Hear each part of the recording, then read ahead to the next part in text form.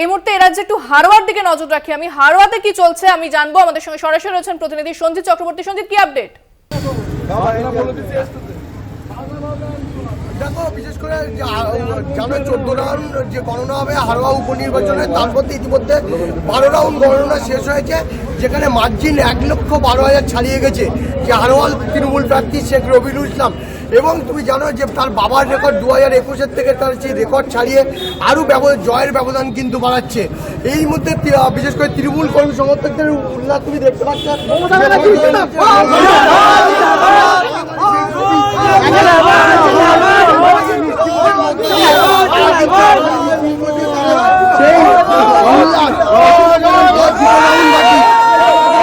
এই ছবি দেখা যাচ্ছে। আমি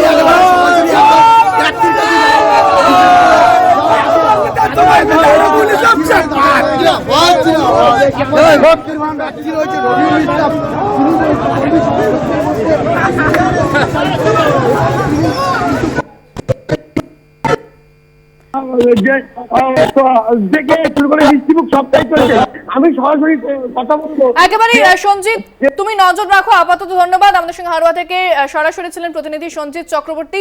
আমি আসবো, আলোচনাতে আসবো, তবে এই মুহূর্তে আমি যাবো তাপসদার কাছে। তাপসদা, এই যে আপনি বলছিলেন কিছুক্ষণ আগে যে দলকে ভাবা উচিত, দলের চিন্তা করা উচিত, তারা যে আজকে এই ফলাফল হচ্ছে, কি বলবেন এই বিষয়ে? তাহলে হ্যাঁ, নিশ্চয়ই তো আমরা তো ভাবছি আমাদের একটা নির্দিষ্ট লাইন আছে, সেই লাইনের উপরে দাঁড়িয়ে আমরা নির্বাচনে প্রতিদ্বন্দ্বিতা করি।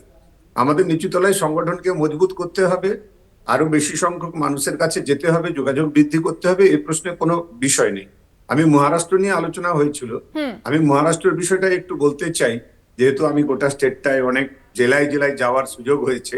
সেটা মহারাষ্ট্রের অনেকগুলো চরিত্র আছে। মহারাষ্ট্রে কিভাবে বিজেপি ক্ষমতায় এলো ভাবতে হবে। দুটো দলকে ভাঙা হয়েছে সেখানে, শারদ পাওয়ারের দল এনসিপি কে ভাঙা হয়েছে, আবার উদ্ধব ঠাকরের সেখানে শিবসেনাকে ভাঙা হয়েছে। ভেঙে সেখানে বিজেপি জোট করে সরকার তৈরি করলো। সেই সরকার ক্ষমতায় আসার পরে মহারাষ্ট্রের বিশাল কিছু বিকাশ হয়ে যায়। শিল্প যেটা বলা হচ্ছে নতুন শিল্প, এটা ব্রিটিশ জমানার আগে থেকে মুম্বাই তার ভৌগোলিক কারণগতভাবে সেখানে শিল্প হবে, এটা স্বাভাবিক ব্যাপার। মহারাষ্ট্র রাজ্যটা মুম্বাই শিল্প এবং কৃষি, এই দুটোর উপর নির্ভর করে। কিন্তু কৃষি যে ব্যাপকভাবে মার খাচ্ছে, নিশ্চয়ই আমরা পর্যালোচনা করব, দেখবো কোথায় কি হলো। বিদর্ভে কৃষকের আত্মহত্যা কন্টিনিউ চলছে, তুলো চাষিরা ভয়ঙ্কর খারাপ অবস্থায় আছে, নাসিক জোনে পেঁয়াজ চাষিরা খারাপ অবস্থায় আছে। ফলে এই যে কৃষকদের যে সমস্যাগুলো, সেই সমস্যাগুলো তো আড়াল হয়ে যাবে না। আমরা ধারাবাহিকভাবে মহারাষ্ট্রে আমাদের লড়াই সেখানে চলছে, কিন্তু সামগ্রিকভাবে বিজেপি যে কৌশলে 20 কোটি টাকা সহ একজন এমপি ধরা পড়েছে নির্বাচনের সময়, কর্পোরেটের টাকা আছে, আদানি আম্বানির ছবি আমরা দেখতে পাচ্ছি, তাদের সঙ্গে নরেন্দ্র মোদীর সম্পর্ক কি যেন তেন প্রকারেণ। যেহেতু লোকসভা নির্বাচনে নরেন্দ্র মোদী ধাক্কা খেয়েছে, ক্র্যাচারে ভর করে এনডিএর নাম উচ্চারণ করতেন না ওনারা, আজকে এনডিএ পর্দায় দেখানো হচ্ছে। আগে এই সমস্ত বিজেপি প্রতিনিধিরা কি বলতেন, ইসবার মোদী সরকার, মোদী মোদী মোদী, বিজেপির নামটাও মুছে গিয়েছিল। আজকে বাধ্য হয়ে এনডিএ শব্দটা উচ্চারণ করতে হচ্ছে। কেন? লোকসভা নির্বাচনে ওই যে